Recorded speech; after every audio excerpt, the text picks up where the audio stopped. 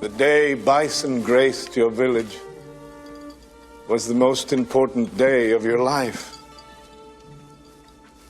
But for me, it was Tuesday.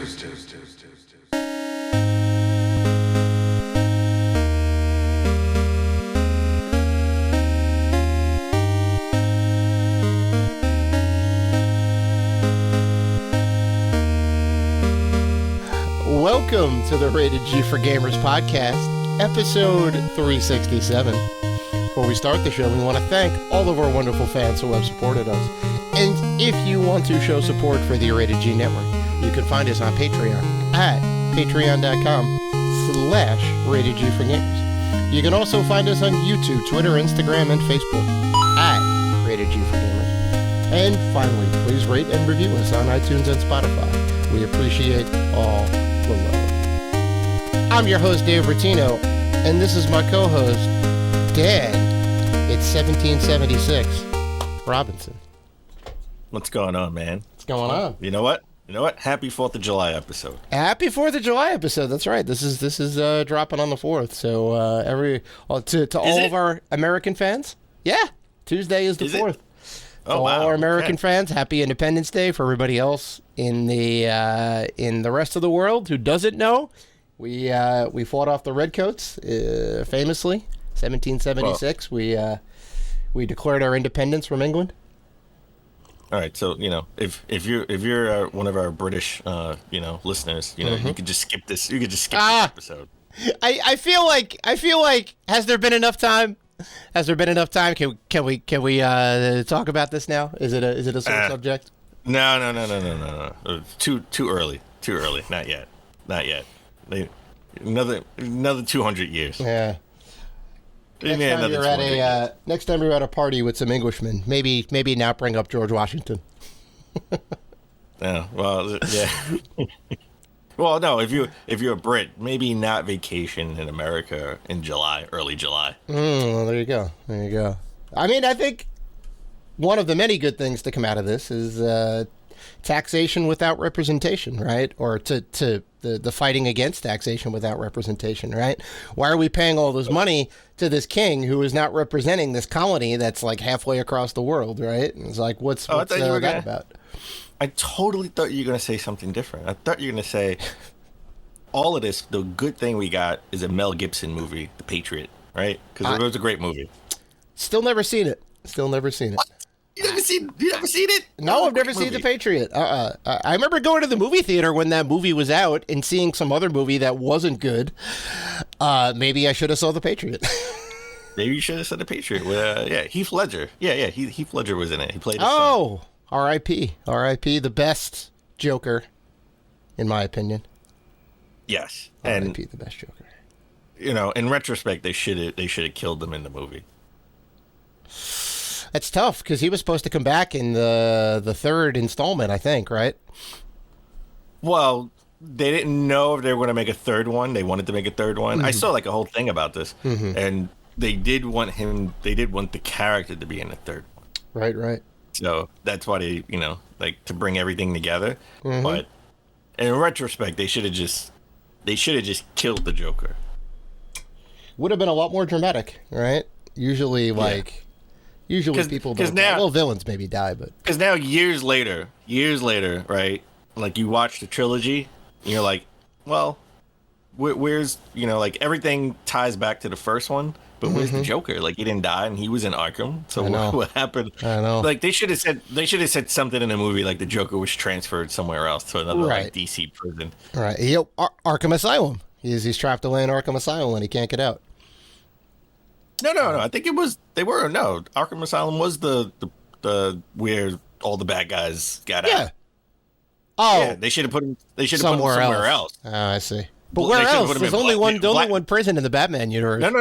No, Blackgate. It's another prison that they. Oh yeah, okay, yeah, Blackgate. Yeah. Like they should have said he was stuck. They should have said, "Where's the Joker?" Oh, well, luckily he was transferred to Blackgate. You can explain it away with just a single line. It's amazing how good that works. Because it doesn't make any sense. Because like the Scarecrow from he was in the first one. Like, he's back, right? Mm-hmm. Like Liam Neeson's character, his Ra's daughter is in Ra's al Ghul, you know, his daughter and his crew is like in the first one. Like where's Heath Ledger? Doesn't make any sense. They should have had something for him. I mean, it's just like the Fast and the Furious movies. Oh God.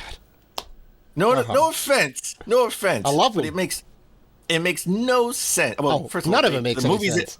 The movies itself make no sense. But okay.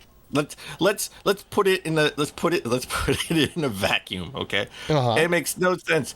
All the adventures they had, Paul Walker was a part of, right? Oh, recently. Well, obviously he died in real life. It's like in a car accident, ironically enough. Oh, hey, we got all these new adventures. Paul, you got to babysit the kids. We can't use you in these life or death situations. You got to watch the kids. I mean, you gotta. Yeah, I mean, the in-universe explanation is stupid, considering everybody comes back eventually. But guess what? Vin Diesel has a kid in the movie too. I know. You gotta show respect to the deceased, though, right? I mean, I thought it'd been great motivation to kill the character off, right? And then that would have been like, what's her name? Charlize Theron. What's her name? Charlize Theron. There you go. Yeah, she was the bad guy. She was the bad person. She was the villain in the last like 2 movies, right? Yep. And now she's like an ally. Of course, they always come around. They're just bringing people into the fold. Yeah, I thought it'd have been like better if she like killed Paul Walker's character, and that's the motivation to go get her, right? Like we got to get be the impetus for 8, right? Because he rides off in the sunset in 7. That's their kind of thing. He's got the white car and you see the helicopter shot and like the 2 roads diverge and Paul Walker's character goes the other way. He goes to the left, and that's like his kind of swan song, which was nice. But I feel you. If they could have worked. No, you keep that because like. But in 8, that it's like, we killed your family basically, and it's like bullshit. No. So in 8, he had to go watch the kids. Like, where is he? Oh, he has the kids. They're safe, right? Mm-hmm. So in 9, I forgot what they said. They just didn't mention it. Like, he came at the end. Yeah. The car came at the end. Oh, it did, right? Yeah. Yep. Yeah, because like he was coming, for the big barbecue. Mm-hmm. He missed everything twice already. It's like just kill the character, and that's the motivation for everybody to go get him, go get the bad guy, right? Mm-hmm. So I thought they were going to do that with Jason Momoa. He was a little over the top. I only seen half the movie. Okay. I watched it in the barbecue. I haven't seen 10 yet. I haven't seen Fast X. Yeah, well. It's part 1 because they're going to do a part 2. Oh, of course. They're doing it the Avengers style. The 10th one will really be, the 11th one, which will really be the 12th one if you count Hobbs and Hobbs and Shaw. Hobbs and Shaw. There you go. I mean, where The Rock was holding a helicopter hostage in the car. Come on, that movie was awesome. I'm sorry, it's very good. I mean, any muscle-bound guy can hold a helicopter attached to a car. Anybody can do it. So, I need to mention, I know we went off on a bit of a tangent and whatnot, but since we're talking about TV shows here, I need to bring out, and I don't know if I mentioned it on the show before, but there's this show called The Bear. It is centered around food, and it's amazing. I'm just going to say. Season 2 is out. Season 2 is done. It's a 10-episode season. Honestly, I think it's better than season 1. The Bear. It's called The Bear. You have an actual bear in the TV show? You should watch episode 1. Okay. You should watch episode 1. Are they eating bears, or is the bear eating someone? You should watch episode 1. Okay. It's about this guy, Carmen Berzato. All right, it's a very, very Italian family. The lead character, Carmen, is a chef. He's good in the kitchen. I'll say that. The whole conceit of the show is that he inherits his brother's sandwich shop in Chicago, and that kind of kicks off what the show is. And then it goes into family dynamics. It's all about the food industry, which I love. Something I really don't know a lot about, but If you've ever seen the movie Chef, it goes into that level of detail about the cooking industry. And I got to say, this season, episode 6, the Christmas episode with the family, and episodes 9 and 10 of this season were some of the best TV shows I've seen in a long time. They were powerful. It's good. All right, and in the Christmas episode, they're all gathered around at the table, eating a bear. No. The bear is in reference to the Bruzzato family name, which I believe translates roughly to bear in Italian. So, because I thought you were going to tell me like they have a sandwich. They have a sandwich place in a deli where they have sliced bear sandwiches for everybody. I thought there was some eating of a bear or a bear being eaten. This guy is taking the piss over here. You gotta watch that show. I'm sorry. Okay. This is going with the Dave seal of approval. This is fantastic on the Dave scale, Dan. Okay. All right, I'm just saying, and that doesn't get tossed around lightly. I love this show. It's fantastic. Since we're giving show recommendations, you got to watch Tulsa King with Sylvester Stallone. Awesome show. It's a fun show. You were the third person to recommend that show, like highly recommend that show to me. Okay, all right, I'll give it a watch. Really fun. It's the reason why I subscribe to Paramount. Mm-hmm. And then I watched the Halo the TV show. Not as great. Don't know if I mentioned it on here. I think I did. Okay, it's like the prequels, right? You want to like it so bad. Yep. You want to like it. Yep. You want to like it. And I like episode 3. Don't get me wrong. I think episode 3 is the best out of all the prequel. Oh, 100%. 100%. Yeah. I want to like Halo. It starts out cool. It just gets progressively worse the more I think about it. It just progressively worse. I don't even know if they're doing a season 2 or not. Are they? They should. It's fixable. It is fixable. It is definitely fixable. But yeah, man. Right. Well, this isn't the TV recommendation or the Fast and the Furious franchise podcast. No, it should be though. We should have a whole podcast. We should. Listen. I would love to talk about wrestling too. But, God. We could just sprinkle that in. Wrestling, Fast and the Furious, and then we could just talk about eating bears or bears eating people all over. Right? Watch the show, man. It's very good. It'll all make sense. All right, we have an awesome show this week coming up. We're going to talk about the legal battle between Microsoft and FTC. It's pretty much done at this point. And we're waiting for the verdict, which should come next week. But because next week is a holiday, or if you listen to this when this show comes out this week is a holiday, don't know if the verdict is going to come out this week or next week. But that will determine if the Activision Blizzard acquisition will go through.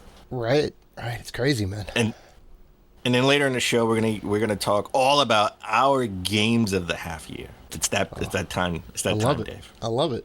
Big year. But before we get into any of that, let's begin the show with notable games coming out this month, which we should have did last week, but we got that surprise Nintendo Direct. We had to do it, Dad. We had to do it, right? E3 stuff, yeah. So, as always, all the game release dates come from Game Informer, the Game Informer website. So, I'm only picking the most notable games. If they're not coming out or the date is wrong, you can blame Game Informer because that's where I'm pulling my information. And we're going to start the month of July off with Guilt. And you're going to say, Dan, this is not a new game. Why is this game on the list? And that's because this was the one and only Stadia exclusive that is now no longer exclusive. And it's coming out to PS5, PS4, Xbox Series X, S, 1, and PC. Surprising it's not coming to Luna. It's a good thing. Oh yeah, the other streaming service, the other game service. Yeah. Or Switch, by the way. It's I couldn't see it coming out for it's not graphically intensive. It should be coming out for the Switch. I think it'll eventually come out for Switch. Yeah. Yes. Because that takes a little bit of doing. Even if it's not a graphically intensive game, it is a different architecture. So. All right, we're getting our big game of the year from Netflix. Oxenfree 2, the Lost Signals. It should be the Lost Signals. That sounds a little bit better. Right. It's coming out PS5, PS4, Switch, PC, Mac, iOS, and Android, and it's coming out on iOS and Android on the Netflix game app. I was just gonna say, right? You gotta have Netflix to get it on mobile. Yep. And it's coming out July 12th. Oh, and totally forgot. We were making fun of Stadia so much. Totally forgot. Guilt's coming out July 6th. Ah, yes. So gotta say.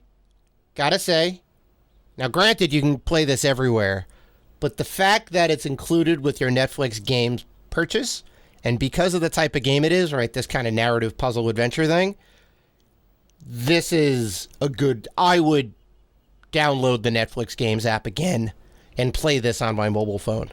I would totally do that. I would. Okay.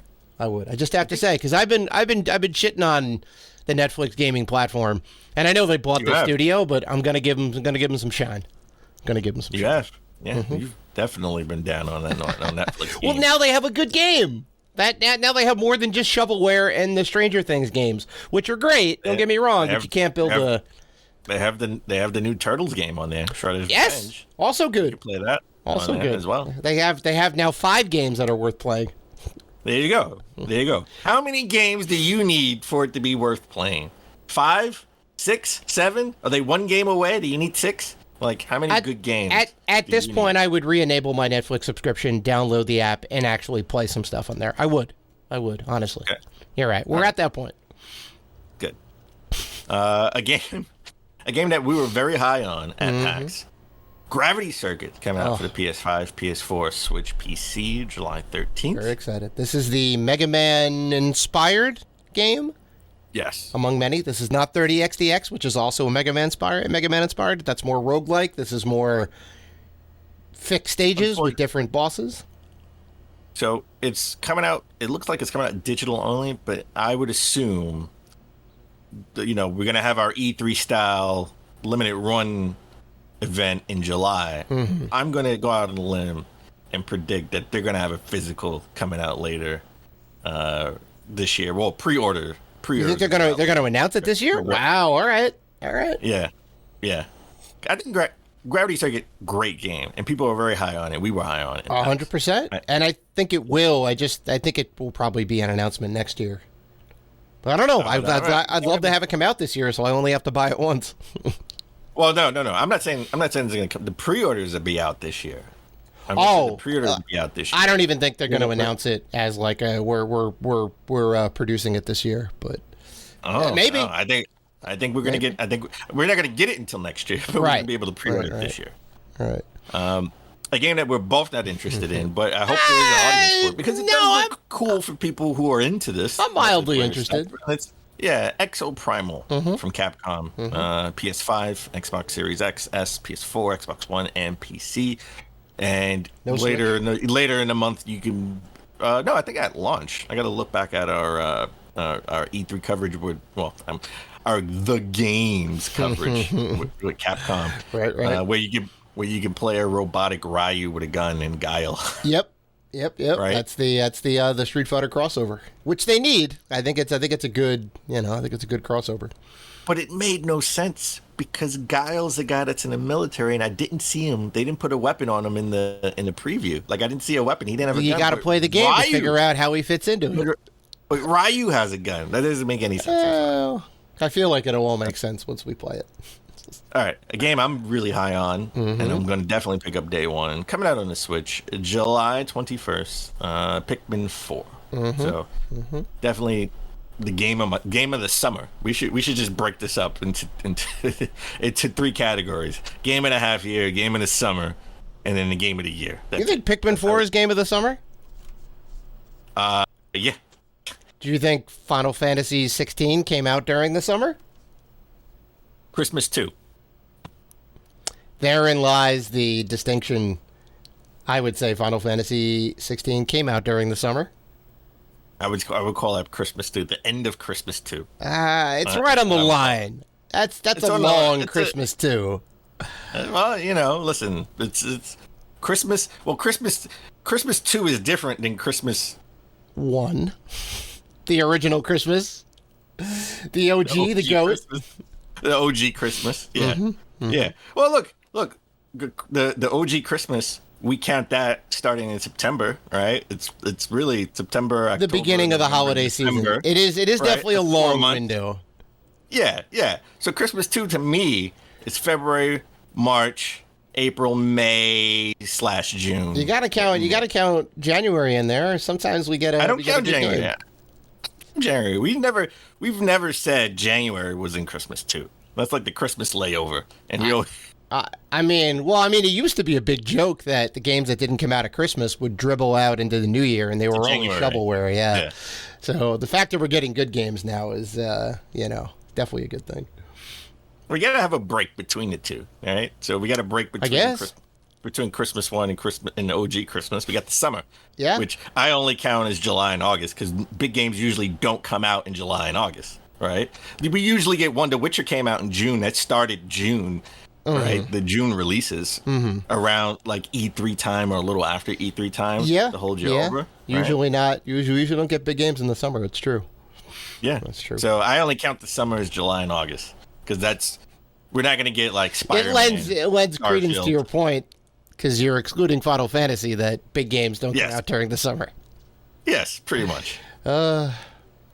Because honestly, Christmas 2, if we don't count June, then Christmas 2 wasn't that big because it's really only Zelda and Jedi Survivor, really like major, like 10 out of 10 games, right?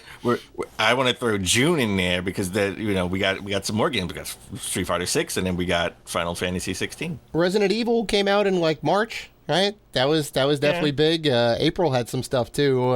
I forget. Well, January had Dead Space and Hi-Fi Rush. That came out in January. Yeah, I guess so. Yeah, it could have been early February. Could have been early February, but whenever Microsoft had their presentation because they said it's out today. Oh yeah, it was a stealth drop. Yeah, I could have sworn that was in March too. By the way, I don't know about March, but maybe okay. I could be wrong. Could be January, but we'll see. All right, back to the list. January 25th. I just looked it up. Sorry, January 25th. We're gonna get Ratchet and Clank Rift Apart for PC finally, July 26th. Oh, I forgot that was coming out for PC. Damn, that's awesome. Then we're gonna Double Dragon Gaiden, Rise of the Dragons for PS5, PS4, Xbox Series X, S1, Switch, PC. No Luna. I'm sorry. Now Luna's gonna be the butt of all jokes for me. Sorry. That's coming out July 27th. This would be. This would be a good game to come out on Netflix games. True. Right? True. If you can get the Turtles beat 'em up, you can get Double Dragon Gaiden. And I forget who's producing it or developing it or whatever, but Netflix could broker that deal. Well, you know what would be a great game on Netflix? The Expanse, a Telltale series. Great TV show, apparently. Talking about series, yeah. PS5, PS4, Xbox Series X, X1, and PC, and that's also coming out July 27th. And the end of year game that I totally forgot was coming out during the summer. I want to pick this up because it looks super cool. I wish they had this at PAX, but it did have it at a Summer Games Fest with Jeff Keighley. Is Disney Illusion Island coming out on the Switch July 28th? Yeah. Cool art style. Nice kind of. This is the 2D side scroller. Yep. I could have sworn it had. I mean, I could be wrong. I could have sworn, wasn't this the one that had like some Metroidvania elements to it, backtracking? I could be wrong. It's possible. I feel like it did. Yeah, I think it may, and that'd be kind of interesting in the whole kind of Disney universe, right? I'd be about it. All right, Dave. I haven't said this in a long time. I feel like I haven't said this. As long as Christmas 2 has, it's been a long time since I've said this, but Dave, as we always try to start the show but epically fail, what have you been playing? There is only one answer to this question, Dan, and it's Tears of the Kingdom. Over 230 hours in the game. What are you doing? Are you? Like, what do you mean? What am I doing? Are you trying to get every Korok seed? Like, that's a dumb question. Not even. Not even. Ganon. I could do it at this point. I'm in the final stretch of the game. I've done all of the stuff necessary to start the final quest chain. I'm just kind of putting it off because there's like so much cool stuff to do. I keep finding more and more side quests. I finally have 4 of the Sage's Wills, which I know what to do with, and I know what they upgrade, and I got one of the upgrades for it. That's awesome, but there's still so much stuff that's left undone. I still got to beat the King Gliok. I literally, last week, I finished the monster photo hunting quest chain from Tarrytown. There's a dude who's like, take some photos of these creatures, and you build like this diorama with all the creatures that he wants you to get. And the last one is a King Gliok, which is the 3-headed thing, and it's got the fire, ice, and lightning heads. So it's like all 3 combined. Super tough. So I find where he is. I try and beat him. I get bodied over and over and over again. So I'm like, all right, let me go ahead and work my armor sets up. And I'm like, all right, I should probably work this armor set up because it'll help with some of the elements. And then I go and I'm like, okay, I'm out of these particular materials to upgrade it properly, so I have to go farm for it. A week and a half later, I'm still trying to get those materials. And I've done a million other things, which has been super fun, but that's how the game goes, right? You just get lost in all these little things. So, you're right. I am going to have to put it down and play something else. Final Fantasy has been, sitting on that back burner, on that low boil. And Diablo 4, sitting on that back burner on the low boil. Got to bring it to the front, kick it up on high. So, I'm not gonna beat it. Because just like you with Breath of the Wild, you want to prolong the magic. I'm going to let it sit, and I'm going to come back I'm more of a narrative person. Like, I like when they tell me where to go, and I go. I hate when it's, more open world, because then, my ADD kicks in. It's I gotta go. All right, I should go over here, but I'm gonna go over here because I don't know what this is, and I get lost, and I just I start kicking around. I think I've only put maybe I only put like 25 to 27 hours. Right. It is a lot. It is a lot. Yeah. Don't get me wrong. And I did beat the boss. I did beat that one boss. So the water the boss in the water world. I forgot the name. Yeah. The giant, so now I understand. Giant Octorok, I think. Yeah. With the shark and stuff, now I understand the having your companion with you. Now I have the mystery companion. Now I understand why I have that. So yeah. And stuff. I'm stuck in the cold. I'm in a cabin, and I need to make some food so I can go out in the cold and finish the quest. Yep. So that's where I left off at. Okay. That's where I left off at. Okay. Yeah. So how about you? What have you been playing? I've been deep. I put Zelda down because I've been deep into Final Fantasy May Cry. Or Final Fantasy 16. People who don't know. They did have some help from the devs that worked on Devil May Cry, which is why it is so much like Devil May Cry. That's interesting. Yeah. People online are saying, God of War Ragnarok is more of an RPG in Final Fantasy 16. That's hilarious. Love it. And I love it. I love it. I'm definitely I'm like 20 something hours in already. And every time I beat a big boss and the story arc, just gets weirder, I'm like, okay, this is it. This is done. I'm done, right? And it's like, no, I'm not done. Story's not over. No. It's a long game. It always is. They said it's about 35 hours if you want to just, stick to the story itself. Sometimes side quests are mandatory. Then I don't. Well, then it's not a side quest. Side quest. Yeah. It's not a side quest. Then it's part of the main story. It's not a side quest. Yeah. But I feel like they did that to break it up a little. Because it's like, hey, we got to go over here and fight this army. But yes, you have to find this person, to help me, and then I'll help you. And it's like, okay. And now I'm going off over here when I should be going over here to find this mystery of what's happening. Yeah. So I love Final Fantasy 16. But you're digging the narrative, the story, where it's all going and all that? Digging the narrative. I'm digging, it's like Power Rangers. Like you morph into your powers and you fight. Oh, and then, yeah, and then the you gotta giant, call your icons. Zord. Now you gotta call your Zord. No. It's saying you morph like like you have your power up where you morph into your power up. Boom, boom, boom, and then it's now I gotta call I gotta call my power Zord, icon. And then I have this big giant battle. Like, it's awesome, and I'm really digging it. Nice. This is one of those rare occasions where I'm playing all 3 systems. Okay. Because I've also been playing AEW Fight Forever on my Xbox. Right. All right. That finally came out. This is the other wrestling franchise. Brand new. First game. Well, first game for AEW. This is what Ukes is doing the development, or did the development, right? Yeah. Okay. And THQ Nordic is publishing it. Okay. Well, there you go. It's just like the olden days. THQ published all the SmackDown games up until 2K bought them. So here's the deal. If you are going to compare this game to the WWE games, then yes, this is, WWE is more of like realistic wrestling sim. It's like the Madden for wrestling. Sure. Right.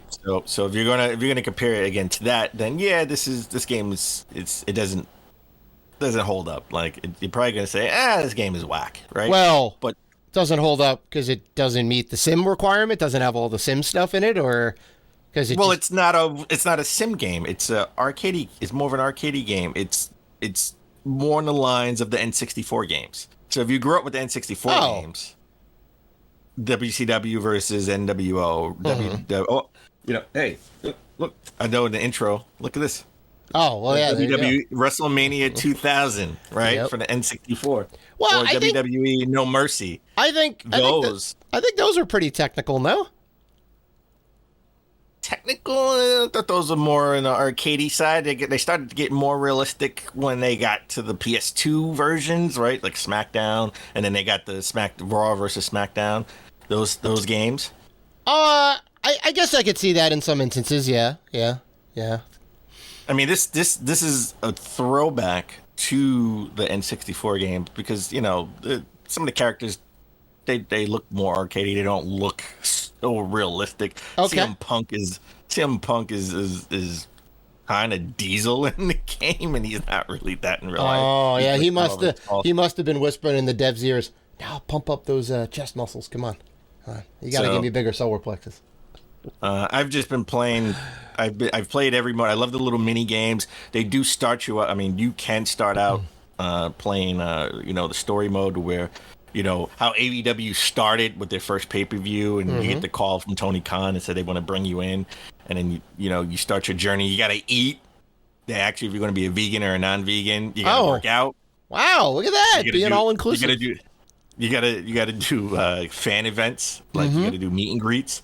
So basically, after every match, you lose a lot of energy because you're tired, right? Yeah, you gotta fly to the next city, and they have the little graphic where you're flying to the next city.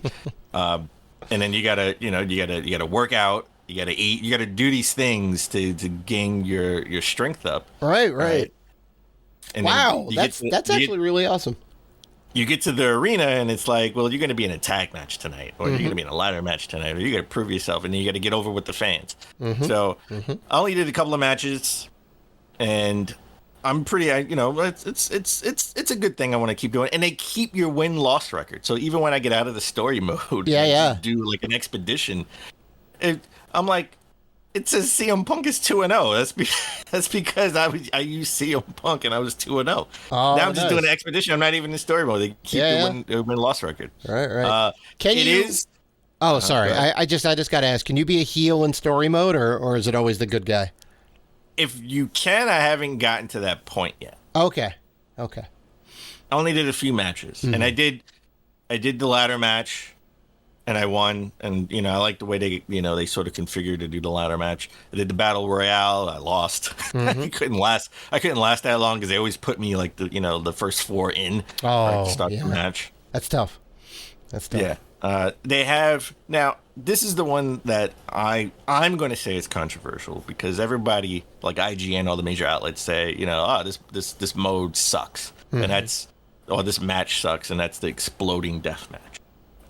In reality, when they did it during COVID, it sucked because I think they didn't have time. They couldn't have everybody to test it because of the COVID restrictions. They couldn't have everybody there to test how the ring would explode. So when it happened in real life, when it happened on AEW, it sucked. Like it sucked because everyone was ducking, and then it was just pyro, and then they didn't know what was going to happen, and then it exploded. So it didn't really do a good job in reality. Explain what the rules of the match are, because I'm actually not that familiar with the Exploding Deathmatch pay-per-view event or whatever they did. Well, it's not a pay-per-view. It's just a match. Okay. And it's exactly how it sounds. The ring will explode. They have charges all over the ring, and after a certain amount of time, if you don't win, the ring will blow up. And that means nobody wins? Or no, but well, in the game, the object is to, if you can win before the ring explodes, but if the ring explodes, whoever's closest to the ropes will get more damage. So, as it's counting down, like it's like 2 minutes or whatever, 2 or 3 minutes, as it's counting down till the ring explodes, you want to hit your opponent or throw your opponent into the ropes, and you want to get in the middle of the ring. All right. So when it explodes, your opponent will be will lose more health or energy than you. Okay.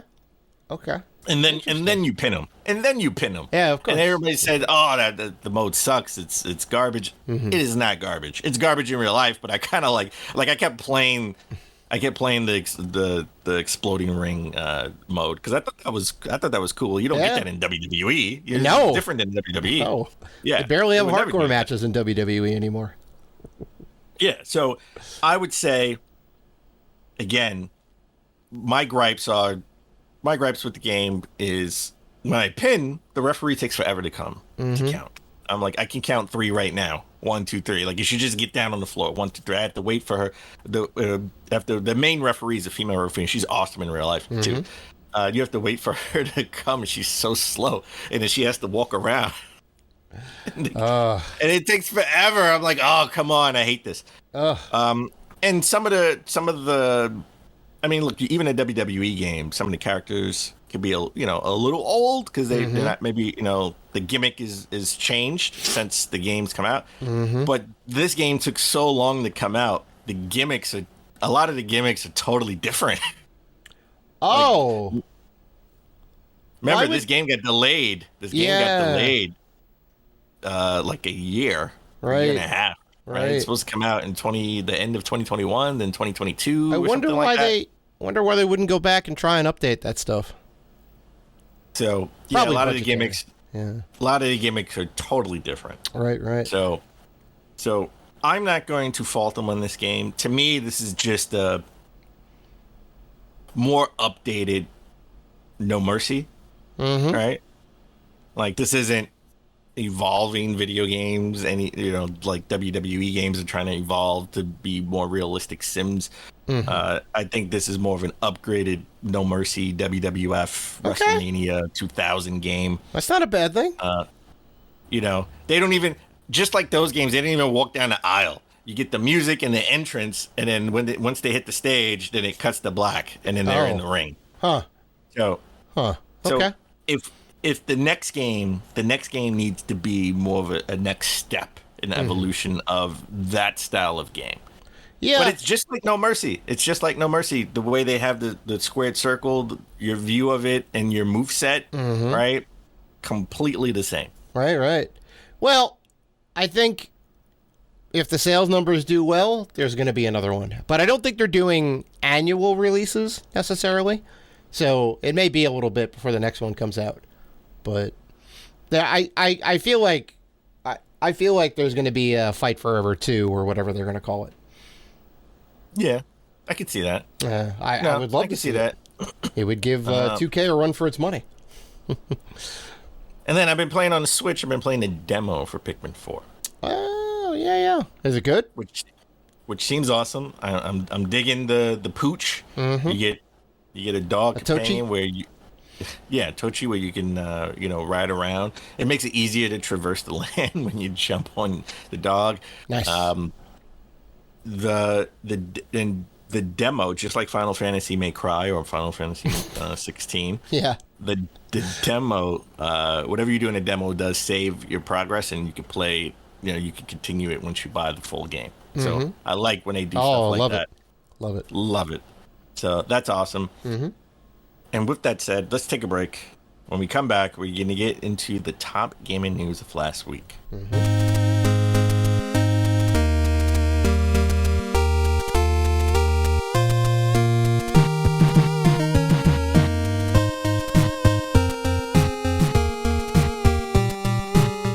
And we're back.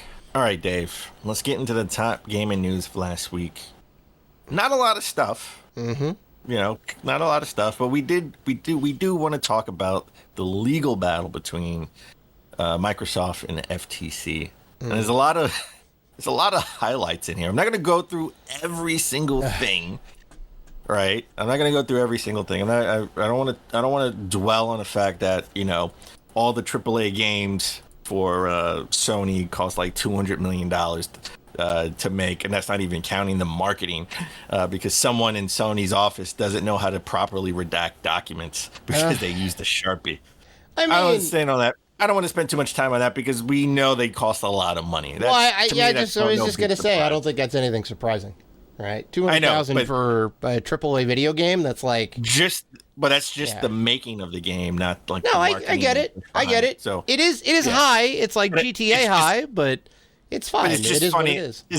It's just funny how like all this stuff was redacted, but they was redacted improperly because they just used a Sharpie. So I thought that was funny.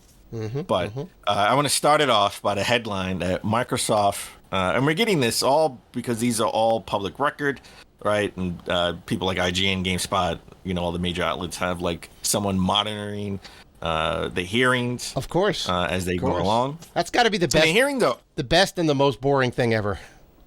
Yes, because you get every now and again you get a real juicy nugget, and the other 90% of the time is just like all this legal jargon and the back and forth, and there's just like nothing there. It's important, but it's not anything like headline worthy.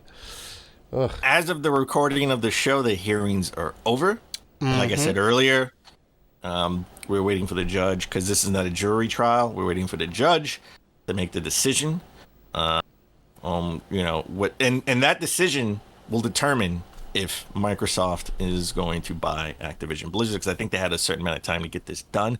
And if she decides, I don't think she's deciding if they can move forward, and I think she's deciding if they should go to try. It was something, her decision, if she is not in favor of Microsoft, I'll say that. If it's not in favor of Microsoft, then Microsoft is going to bow out, and they're going to have to pay $3 billion and move on to something else. But if it is favorable to Microsoft, they will wrap up the deal pretty quickly. Well, that's a very interesting point. Microsoft has gotten to the point where they realize that if they continue down this road, they're just going to hemorrhage money on lawyers, because this ain't free. They're spending hundreds of thousands, if not millions of dollars on this like suite of high-profile lawyers to litigate on their behalf. Well, they're the ones being sued, so they have to, they have to defend themselves, right? And Sony, they're not suing, and Sony, but they are spending money on experts because they both had experts come in to talk about Call of Duty. It's a unicorn, right? Like it's something, one expert for Sony is saying, Call of Duty is a unicorn. It's different, right? Like it stands out. It's like no other game. And then Microsoft's expert is like, no, any game can do this if they put the right, effort and time into making something and cultivating it, like Activision did for Call of Duty. So I thought that was hilarious. They have like competing experts over is this game unique enough, or not. Right. But I do want to start off with the headline: Microsoft acknowledges the console wars. And they acknowledged that they lost the console. They lost last generation console and they lost this generation console. And they do mention generation because they keep referring to this as the 9th generation. And they lost the 8th generation, which was last generation, and they're losing this generation. Well, admitting the 8th generation that they kind of fell behind, which is evident. I mean, I'll even admit to that for sure. They had a bit of a rocky start. They came back at the end, though. I think they kind of like rallied like PlayStation did at the end of the 7th generation, right? When they eventually came back. But they referenced that they lost that generation too because they're going by console sales because PS3 did outsell Xbox 360. However, even though they did outsell Xbox, no one thinks of the PS3 as beating. Oh, you do. You bring it up all the time that PlayStation has more sales than the Xbox, and there's a reason you do that. I understand. I know, but we both know. I mean, realistically, we both know that like Xbox. I know. Oh, are you admitting on the podcast right now that Microsoft won the 7th generation? Okay, They won that. They won that. They were in the lead for the most. They were in the lead for the most part, but until Sony came out with banger games at the end of the life cycle and came out with that the cheaper model, the sliding door. Right. It was just easier to get. It was like $100 or something like that. Right. They outsold console. The console units. Yes, they did outsell them, but I just think it's funny how Microsoft acknowledges the console wars. Well, something that we've been doing since Genesis and Nintendo. Right. I was just thinking about this. Do you think this is a like a big brain maneuver on Microsoft's part to downplay their status within the 3 gaming consoles, right? Oh yeah, that. Woe is me. Exactly. See what I'm saying? Yeah. Well, yeah, right. Because they want to be like, look, this would be good for us because now we can compete more. Because we're obviously last in sales. We're last in the other races, right? It's Microsoft and Nintendo and Sony at the top, right? And Sony is rallying against them, so they're like the big bad in this situation. It's a smart move. So I like the way they keep trying to push. So they keep trying to push Nintendo out and saying, they're not competing with the Switch. It's not a part of the 9th generation. Right.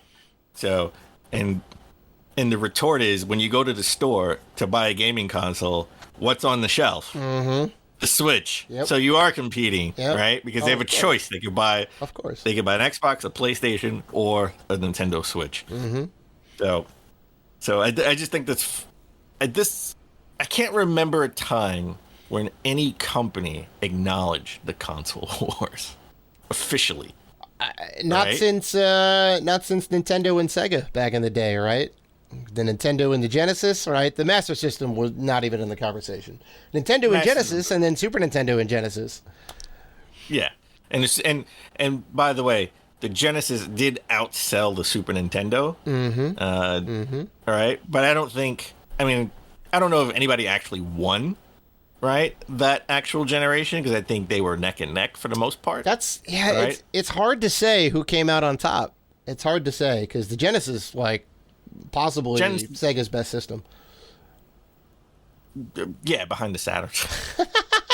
Best? This is not most underrated. This is best. I know. I'm joking. But I'm just saying, officially, I don't think I've ever heard anybody say the console wars. Right. That's always been a fan. That's always been a fan thing. Right. No, it's true. It's a journalist thing. It's a fans talking about it in the schoolyard. But it's been going on for years, right? I didn't even know the ColecoVision and the Atari were going at it. Oh, sure. Back in the day, I didn't know there were commercials about that. I never knew that because obviously that was before my time. Right. Obviously, I was 21 at the time. Come on, you got to say it. Yeah. You were in college when this was happening. I was in college when this came out. Yes, I'm 92 years old now. So I just thought that was fascinating. Yeah. It's wild. Also, what came out of this trial, Microsoft wanted to buy a whole bunch of people. Not Activision, not just Activision Blizzard. That was sort of their last ditch effort because they really want to get into the mobile space and get into Japan, and they wanted to buy Zynga. All right, but that they were a little bit too late to that party, and Take-Two Interactive beat them to it and bought Zynga for a couple of $1 billion. Yep. Right, because they want to make a mobile division because they want to have a Games Pass mobile. right? They have Game Pass PC, Game Pass for console, and they want to have a Game Pass mobile. And what better way to build up your mobile division by just buying one that exists and is popular anyway? For sure, right? Just like, Blizzard got King, who makes Candy Crush. And that's what they want, and that's what they're focused on when they want to buy Activision Blizzard. And it makes sense, because Microsoft has zero presence in the mobile space. Yeah. Zero presence.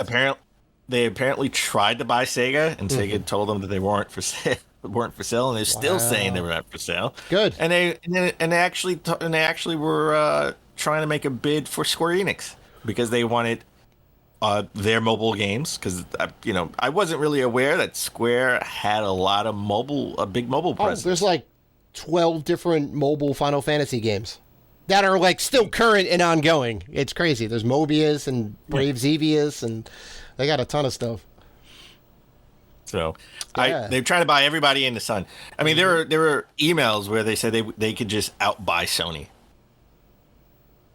All right, where Matt, I think it was Matt Booty's email back in 2019, where he was like, "We could just outbuy Sony." Yeah, because they can afford it. Well, which is kind of crazy. They said they were what? They were trying to outspend. I think was it Sony? Yeah. Yes, the actual term. Yeah, which is interesting. Well, what I take from this is Sony. They're trying to say, hey, Sony is the market share leader, and yes, they're acknowledging they lost the console wars and they need Activision to compete. And Sony acknowledges that they are the leader in the market, but they're saying, yeah, we earned it. We didn't buy our way. We earned it. We put in the work. We put out the games. We worked internally to be number one. To a degree, yeah. To be number one. We didn't buy a million studios and take IP that was already established. They are now. They're getting in the game now. They don't have a choice. They don't have a choice in that, right? But they haven't bought anything really big. I mean, Bungie's still going to be on Xbox. It's going to be multi-platform. They're still making games multi-platform. But they're really only taking Bungie, I think, for the technology, the share of the technology of how they make their games. It's not about the exclusivity. It's about the profit, right? It's being under their umbrella so that whatever system it comes out for at the end of the day, money comes back to Sony. Correct. Yeah. Correct. So and all of this stems, and this all really started when Microsoft bought Bethesda for a couple of $1 billion. But apparently they only bought 68. A couple of billion. 69. Let's just call it a cool 69. No, that's Activision Blizzard. They bought Bethesda for like a fraction of that price. Yeah, you're right. A couple of billion. This is like $3 billion. This is like $3 billion. Something like that. Along those lines. Yeah, you're right. Yeah. And apparently they only bought Bethesda because Starfield almost skipped the Xbox entirely because Sony was in negotiations to have Starfield exclusivity, at least a timed exclusivity for that. Sure. Well, that goes into the we made it on our own, right? They started from the PS1, built their way up, and PS2 and everything. Like they certainly had humble roots in the gaming space. Well, technically, they took a page out of Xbox's book because a lot of those games during the 7th generation were Xbox exclusives. You gotta, and Microsoft started from humble gaming roots, and in terms of they wedged their way into that space, and they made themselves a competitor in the gaming space. It took a while to get there, just like Sony had a uphill battle. But it's just good business sense to say, hey, look, we'll give you this bag if you put your game on our console exclusively. So it's a good counter move, I guess, to just buy up the studio that Sony's trying to negotiate with and go, well, now it's ours. Well, it would have been a third game because they already had 2 exclusive games, Ghostwire Tokyo and what was the gun game? It's right there and I can't even say it. You liked the game more than I did. Oh, Returnal. No, Deathloop. Not Return. Deathloop. Yeah, Deathloop. Great game. So Starfield would have been the third game coming out of Bethesda that would have been would have timed exclusive on PlayStation. Ghostwire not great. Deathloop amazing, brand new IP. Starfield amazing, brand new IP. Well, looks to be amazing and brand new IP. Ghostwire really good. Ghostwire is really good. Okay. I haven't. Spooky moments. Some spooky moments. Okay. Well, it's on Games Pass. You have Games Pass. You can play it. You can play it. True. You can play it if you want. I should. So, Sony acknowledges that they made $800 million off of Call of Duty in 2021. Yeah. Like $800 million. Yeah. That is insane. That's an insane. Well, that's what this is all about. It's all about, Call of Duty. It's all about Call of Duty. If Activision Blizzard didn't own Call of Duty, well, I don't even know if Microsoft would be in the pitch to buy them then. But that's really the linchpin. Sony wouldn't be going that hard, and maybe Microsoft wouldn't have made the acquisition or tried to make the acquisition. No, I think they still would try to make the acquisition because they definitely want that mobile division. But I have a solution. They have a lot of properties for sure. Yeah, I have a solution for everybody. This will make everybody happy. Okay, this will make everybody happy. Are you ready? Just sell Call of Duty to Ubisoft. All right. No. The Microsoft will lower their price. Buy Activision Blizzard, and Sony won't care. There you go. Ubisoft. There's only one problem. Ubisoft doesn't have the money to do that. To buy. All right, we'll give it to THQ Nordic. Give it to somebody who Embracer can afford to buy. I don't know if they have the money. I don't know if EA has the money. EA has the money. I don't know about that. EA is not what EA used to be. Then you can put all the major shooters under one umbrella, there under EA. There you go. Right. Just have EA buy Call of Duty. Sony won't care at all about. They wouldn't Activision be as upset Blizzard if Call of Duty wasn't involved. Yeah, 100%. Yeah, I mean, and EA loves making exclusivity deals. Right, they have one with the NFL, so they can make a marketing deal with Sony. Right, boom, done. Everybody's happy. I don't know about that. All right. There are quotes from some emails that say Microsoft thinks the next generation will start in 2028. Interesting.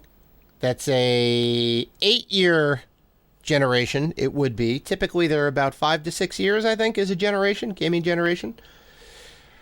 I think a lot of this has to do with COVID, right? The zombie apocalypse, right? Came out in 2020. Stock was very low in terms of the ability to be able to purchase a console.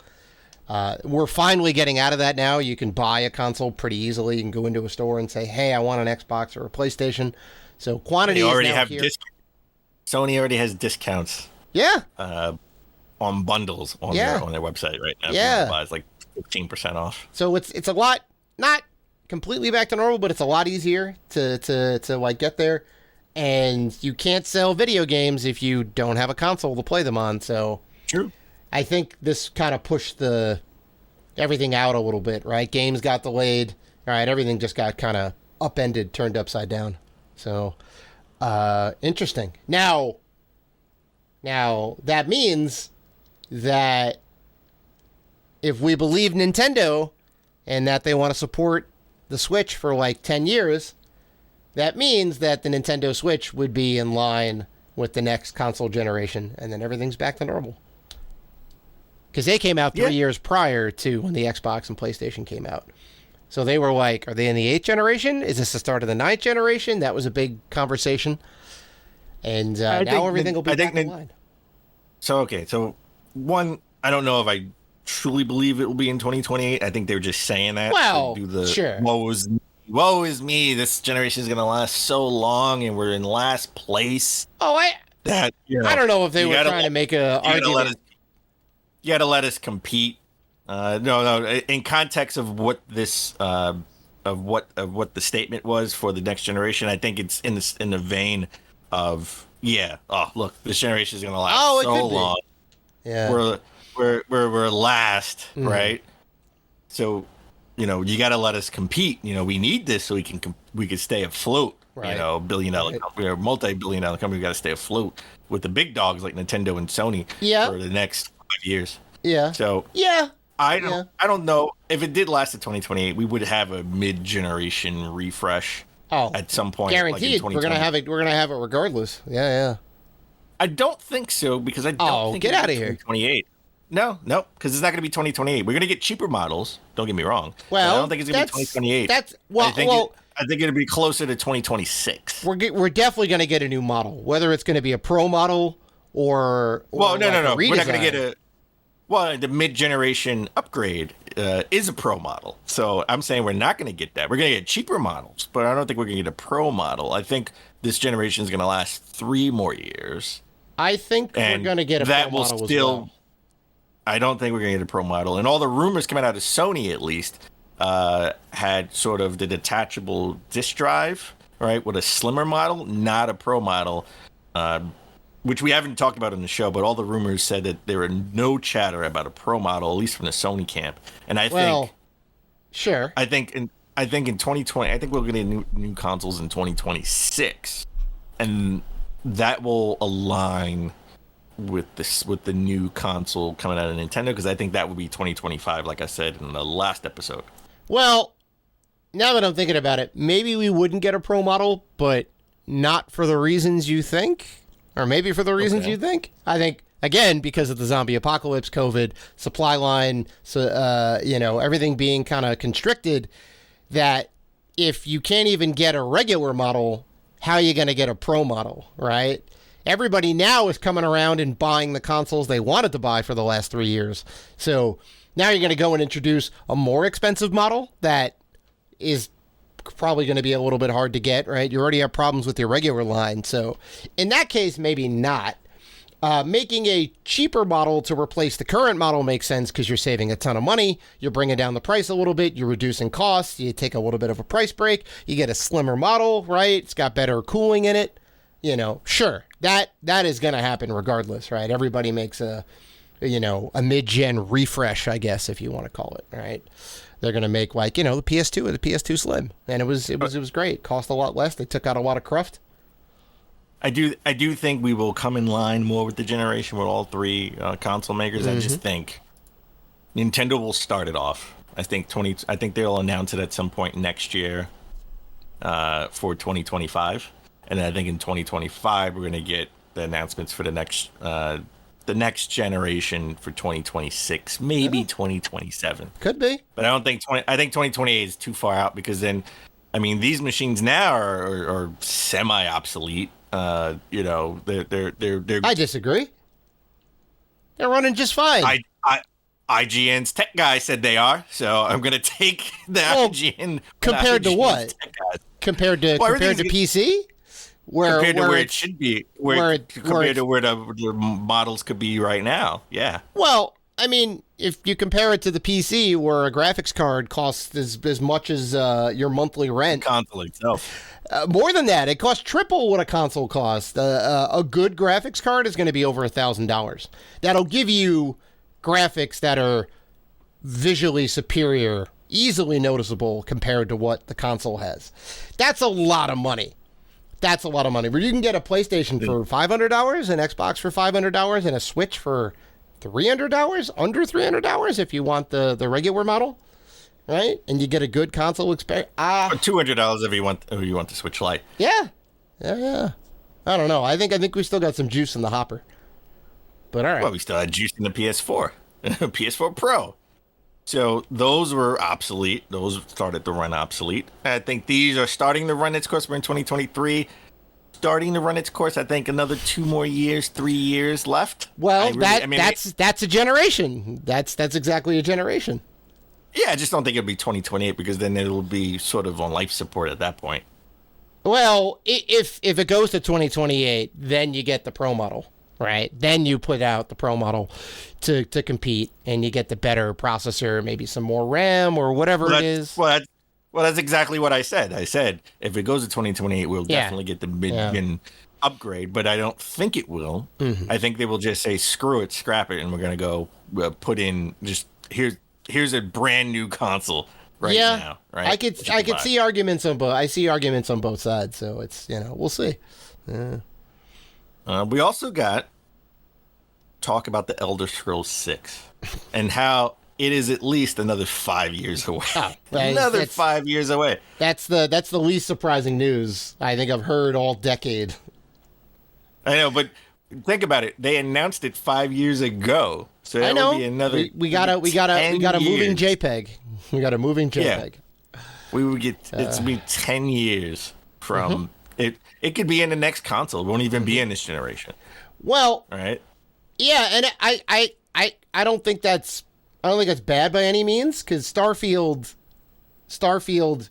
is the new Elder Scrolls. It technically is Elder Scrolls 6, just in space, right? It's got a new shine, and I'm not denigrating it, but it's the game that's like the new hotness. It is the new Zelda. It's going to be the new Final Fantasy. It's going to be the game that people are playing for years, right? It's going to be amazing. So they can push off Elder Scrolls, and they don't want it to come out early. They want it to come out when it's done. They want it to come out when it's ready. So we did find out during this that when they first purchased Bethesda, they were going to keep some games multi-platform. Mm-hmm. And then recently there was an email from Phil Spencer saying that going forward, all games will be exclusive, like that Indiana Jones game that they announced that they're working on. Yeah. That was supposed to be a multi-platform game in their deal with Disney. But then when Microsoft bought Bethesda, they went back and amended the deal to make that Xbox exclusive game now. And Bethesda did say, hey, this sort of goes against the profit sharing, agreement that we had in the original contract when you bought us. All right. Because there was a certain amount of money they wanted to keep. That's why they wanted to keep certain games on multi-platform, like the Indiana Jones game. Right. Well, that's a complete 180 to what Phil Spencer said publicly, that the games are going to be, or at least that came out of the hearings early on, is that we're going to keep the games cross-platform more or less, with the exception of Starfield. Well, they're going to keep Call of Duty. Call of Duty. Yeah. And that was the thing that, he said he would do everything in his power to keep Call of Duty on the PS5, and he didn't want to take it away from PlayStation gamers. And, they had no plans on taking Call of Duty away from PlayStation. And then the next day, he came back to clarify and said, hey, there was no different wordplay on what I said. I want to keep it on all PlayStation platforms, not just the PS5. And he will do everything in his power to do that. So I believe in the words that Phil Spencer says. He's pretty open, and he's pretty stand-up guy, but it is still some wordplay because he said they have no plans now. Doesn't mean they don't have plans in the future, as we saw with the Bethesda. I mean, yeah, well, who knows, like 10 years out what's going to happen, right? Yeah. But, I mean, if you can get it for the near foreseeable future, hopefully into the next console generation, that's a pretty good faith effort to keep your word, Yeah. But we'll see what happens. I'm curious to see if the judge who admitted to knowing nothing about video games and the video game industry, how she will rule, right? And it's interesting because now you're relying on your legal team to present a good representation of the video game industry, where video games are now. Obviously, like, the judge knows about video games in maybe even a tangential sense, but she knows something about it. But you got to present, okay, here's where the industry is at. Here's all the big players. Here's what Activision Blizzard is. Here's the popularity of Call of Duty, or not the popularity of Call of Duty, depending on which legal side you're on. So the legal team is really there to, like, make that case, because, like you said, there's no jury, right? It's not a jury of your peers. No. The judge is ruling on this, right? So she's correct. Going to bring the gavel down and say yay or nay. I will let this continue.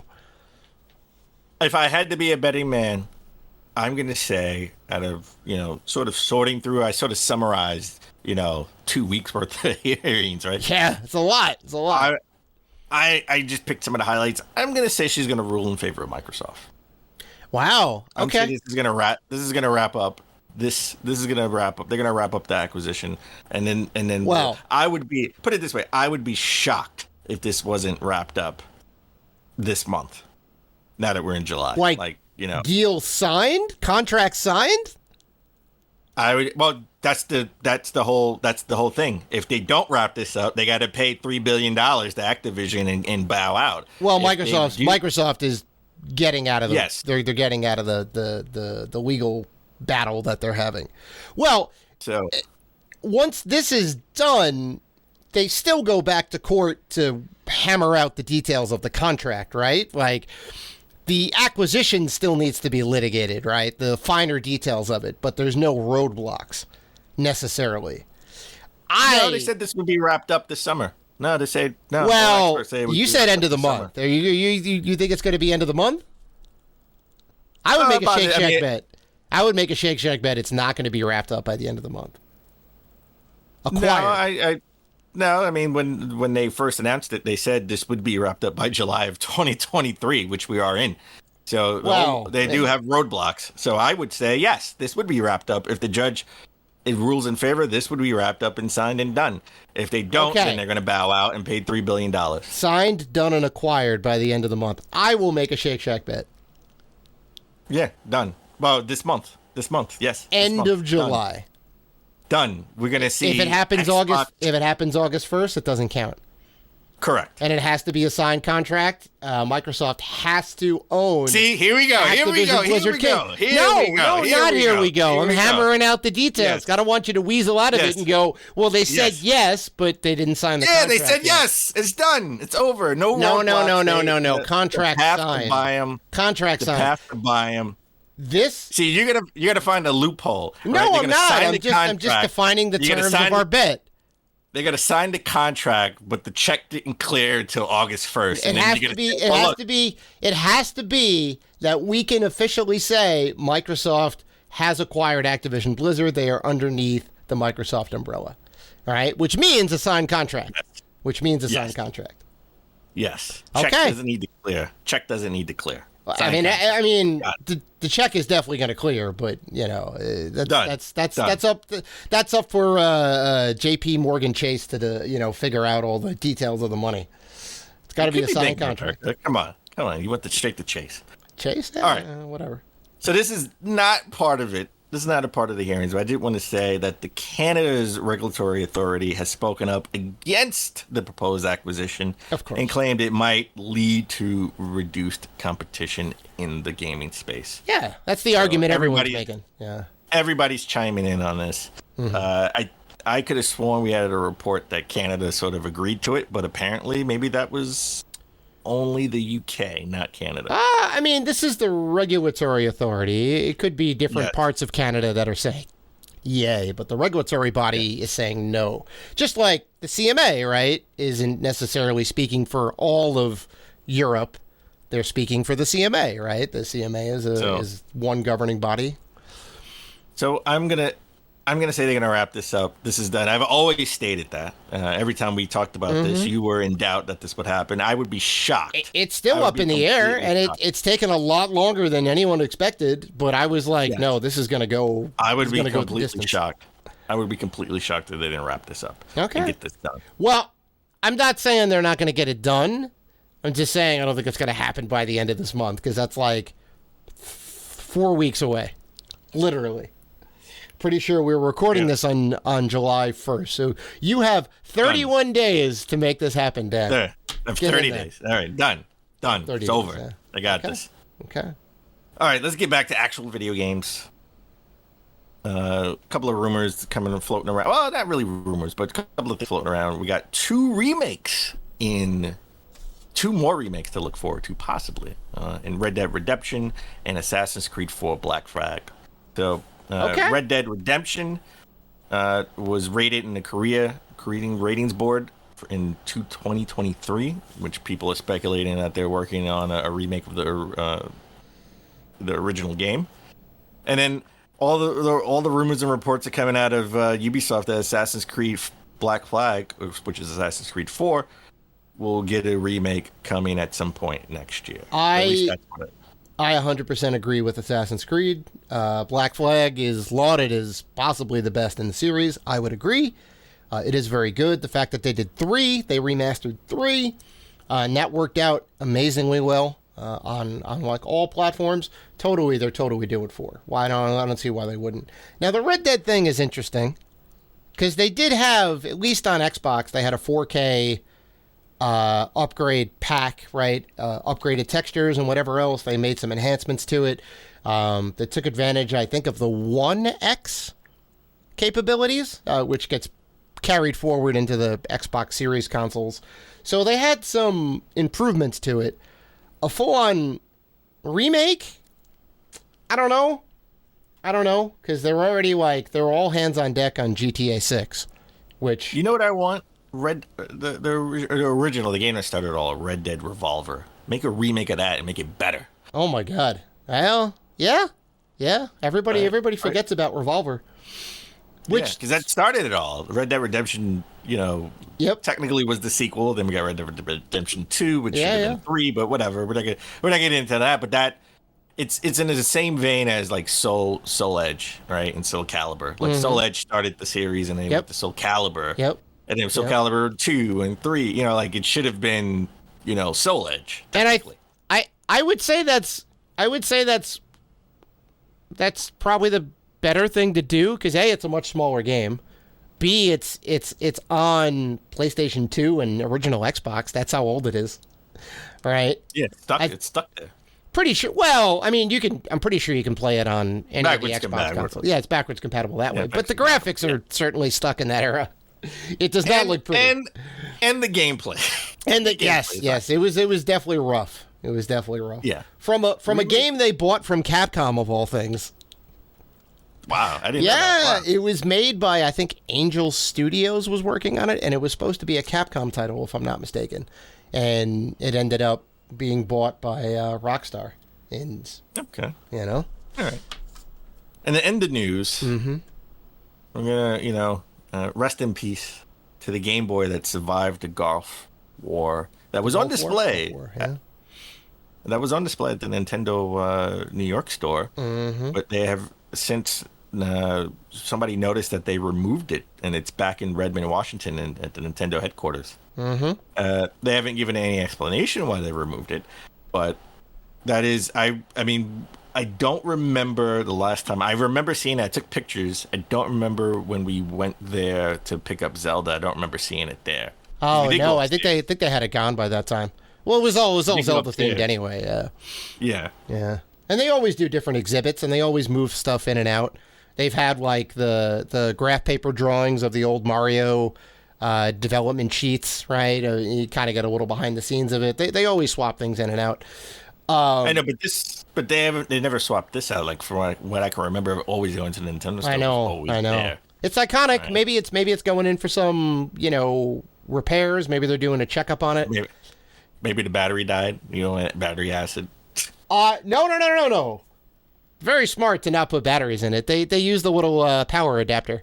They have a little 9 volt or 12 volt adapter on the side. Yeah. But it's funny because it's still running. I believe it's the original cartridge, and it's definitely that system that got bombed. I mean, you look at it, it looks like burnt toast, right? But it still works. It's crazy. It got bombed and shelled over in the Gulf War, right? Amazing that somebody decided to take a Game Boy with them over there to kind of pass the time and the whatever else, got hit with all this shrapnel and whatever else. I just want to know how Nintendo got their hands on it, right? Because somebody over there had to find it and say, "Oh my God, this Game Boy survived," right? And brought it back, and it was probably on the news. I guess, did they donate it to Nintendo? Like, how did Nintendo get it? It was in Nintendo Power, so somebody definitely wrote in with the story about it. And it was in Nintendo Power like around the Gulf War time. I want to say like 91, 92 maybe. I remember reading about this story in the Nintendo Power, and I was like, wow, that's insane. There was also some other dude who like left one of his out in the yard throughout the winter and found it, once it got to like springtime, and it still worked. And it's like, wow, that's crazy. So Nintendo definitely knew about this and other Game Boys and their stories. So they were in contact. They probably reached out to the person, or maybe they got in touch with Nintendo later on and said, hey, I would donate this to the store since you're opening up the new store, because it's a piece of history at this point. Yeah. It's crazy. All right. It's crazy. So why don't we take one last break? Mm-hmm. When we come back, we're going to get into our games of the half year. Yeah, let's do it.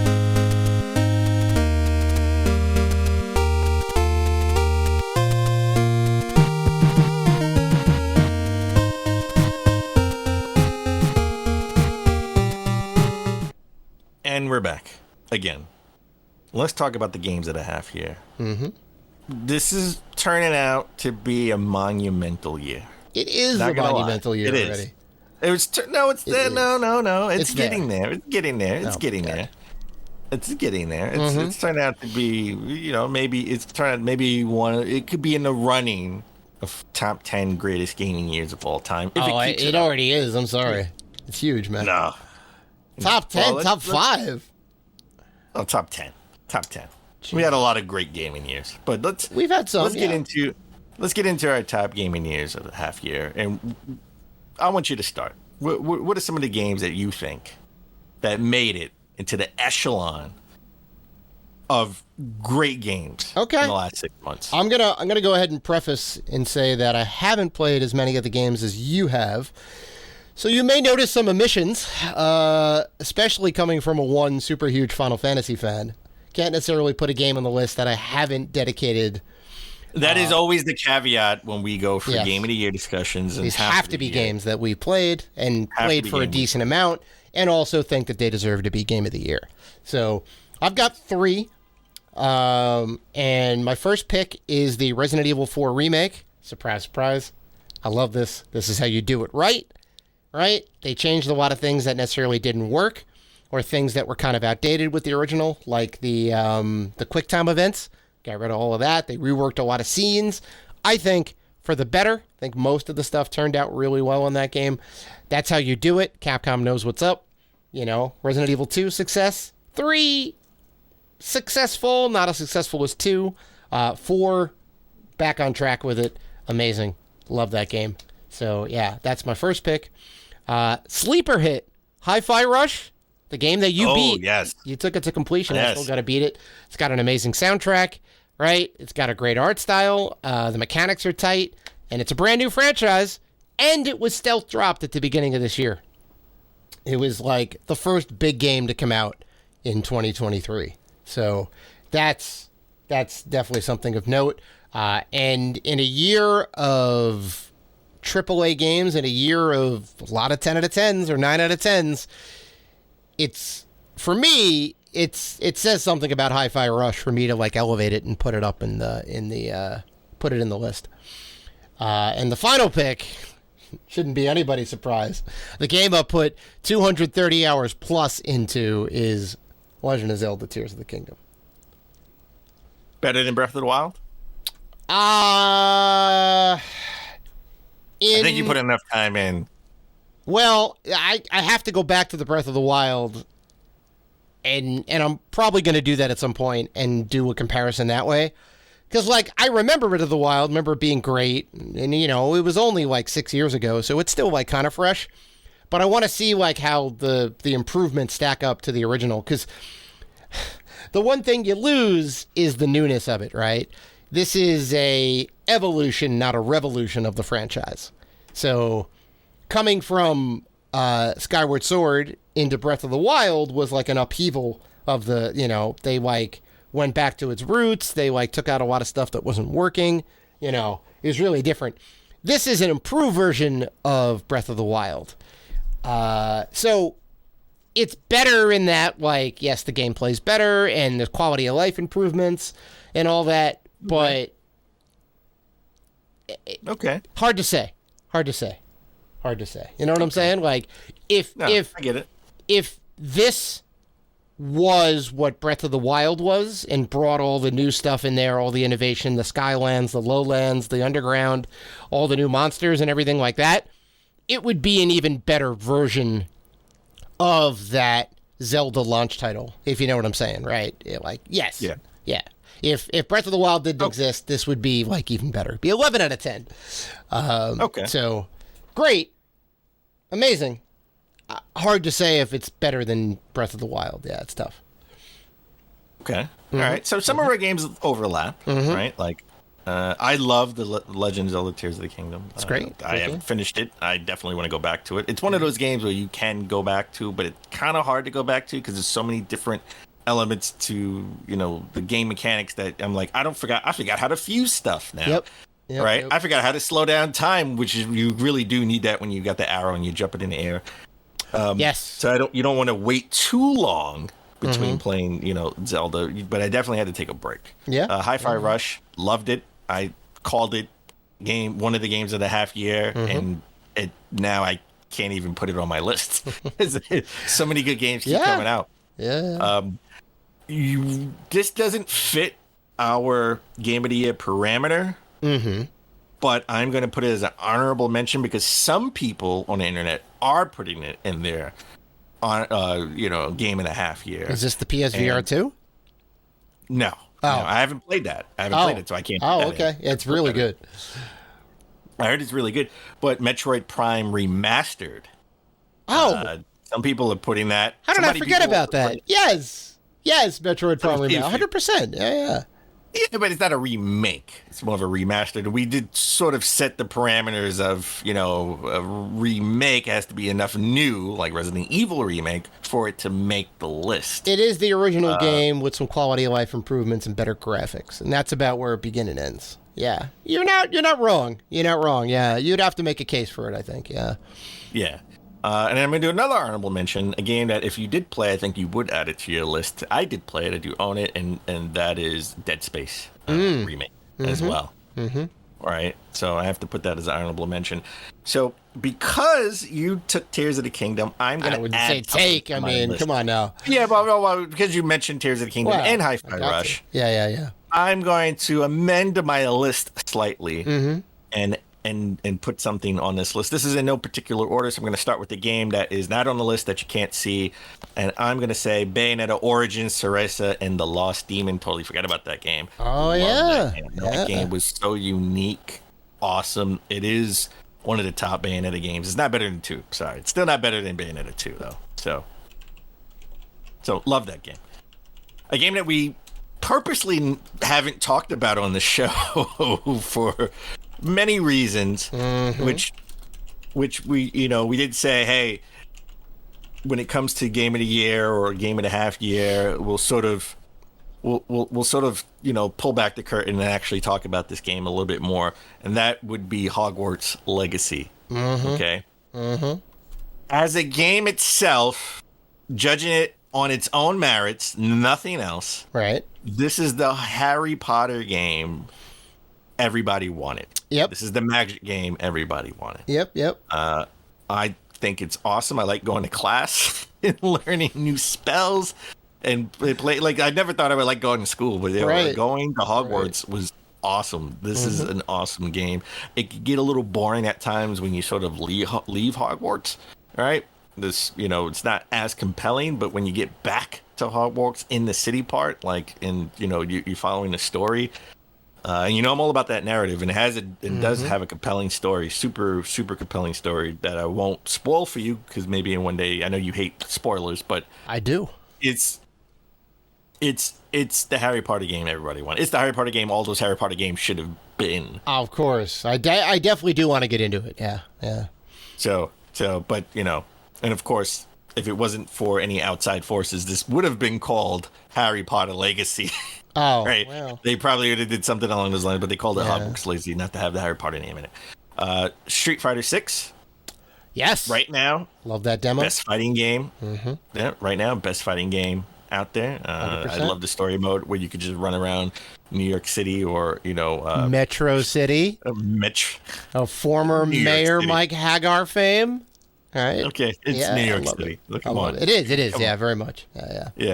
It's a shortened New York City because Chinatown is like a block away. Down is like a block away. Yeah. But I like the fact that you could just run around and like get into fights and you can learn things, right? When you beat certain characters, you learn their stance, you learn their fighting style. Yep. I would love to change my creative character, but I'm stuck with this creative character. I would like to make it more bigger, like CM Punk is. I see.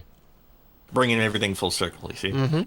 So I love the game modes. I beat the game with most of the characters to get sort of the story. The only thing I don't like about it is how they tell the story in the still pictures. Oh, right. Yeah. That's the only thing I don't like about the game. And I forgot, spoilers for previous games, Bison is dead. So the big bad guy in this game, I do like him. I didn't know he was the bad guy in the game. But I can understand, like, the more I played with him, I beat the game with him. I was like, this guy's actually pretty good. And he has like a cane that he walks with. He looks badass. Yeah, and it's interesting because you're like, where is Bison? Where is Sagat? Where is all of the Shadowloo? Right? Where are all those bad guys? They're not there because Bison's not. Bison was the king. Shadowloo was. They were defeated. So put it out there. Star Wars Survivor. That game definitely like they didn't have the bugs that the first game had in it. Right, story wise, yeah, story wise on point, awesome mechanics on point. Like I feel like a Jedi complete. Like this was awesome. I like the fact that it sort of both games had that Metroidvania where you had to go back and explore. Now you have new powers. You can open up the world a little bit, right? A lot of things to do in this game. You could definitely be in this game for 100+ hours doing everything in it. Right. I even tried to go back and did some things that I have the full force powers, right? But I kind of, Zelda came out, so I couldn't do it. So. Yeah. But I did try. I did try. Nah, I have to uninstall it. I'm sorry, I had to uninstall it. I got to put Street Fighter 6, and then I had to put this game in, which was a lot. Final Fantasy May Cry, aka Final Fantasy 16. Yep, huge. I am so engrossed into this game. The story, I call it the Power Ranger element, which is I could power up and then I could summon my big icon. Everything I said at the beginning of the show and games that we're playing now goes to why this game is neck and neck for me for Zelda for game of the year itself. If I had to pick one for a game and a half year, which I know we haven't discussed, but we usually don't do that. We did that early on in the show when we first started. I would recently bias, say, Final Fantasy 16. That's because I'm still playing it. But once I finish it, depending on how the narrative goes, we'll see. Maybe can jump back up. Maybe I would say this. I haven't played it yet, obviously, in any sort of full capacity, but maybe I would change my tune, but I don't know. Zelda Tears of the Kingdom, baby. Zelda's great. Well, listen, we talked about Zelda being game of the first time we announced game of the year in May. And I want to see how this list changes when we get Starfield, Mortal Kombat, most likely Tekken, Spider-Man, Mario, Call of Duty. We'll see how all these things. Alan Wake 2. Alan Wake 2. Well, maybe Alan Wake 2, but there's a lot of stuff that's coming out. Assassin's Creed Mirage. Assassin's Creed Mirage. We'll see how this list changes. And Dave's going to change. And Dave's favorite, Avatar, The Lost Frontier. Was that coming out this year? Oh, Christ, it is. December. It's coming out in December. Oh, God. It's coming out in December. Well, it's not going to be in the Game Awards. Oh, boy. Oh, yeah, it's definitely not going to be in the Game Awards. That game is trash. I'm sorry. All right. I'm saying it now. All right. Dave, got any good weekend plans? 4th of July weekend plans? It's the 4th of July, baby. It should be all right. I'm having a couple people over on the day, which is on a Tuesday. So it kind of throws things into a little bit of chaos, but I'm making it work. So it's good. So I'm just cleaning up around the house and doing some repairs and making sure the grill is nice and clean. All right, it's going to be a good time. Weather's supposed to be very good this weekend and also on Tuesday. So actually, that's not true. It is on Sunday. It's supposed to be thunderstorms on Sunday. Oh, well, I'm glad you told me now. Got to bring in the couch cushions. Don't barbecue on Sunday. It's going to be rain. Good. Monday's supposed to be like half sun, half clouds. That's okay. The 4th of July, definitely sunny and like 80 degrees. Yeah, it's going to be Summer's nice. here. Wearing shirts every day. Oh, you got to. I've been wearing shorts since March, man. Get on this train. No, dude, I'm sorry. We've talked about this already. It doesn't make sense how you wearing shorts and a hoodie. It can't be cold up here and warm down here. It certainly can. It certainly can. Our bodies are magic like that. No, that's it. Well, all right. That is episode 367 in the books, folks. And we want to thank you guys for listening to the show, for liking, commenting, and doing all the good stuff that you guys do. If you want to interact with us, and we know that you do, you can find us on Facebook, Twitter, Instagram, and Facebook at Rated G for Gamers. So, please listen, like, rate, review, and subscribe. And as always, keep gaming.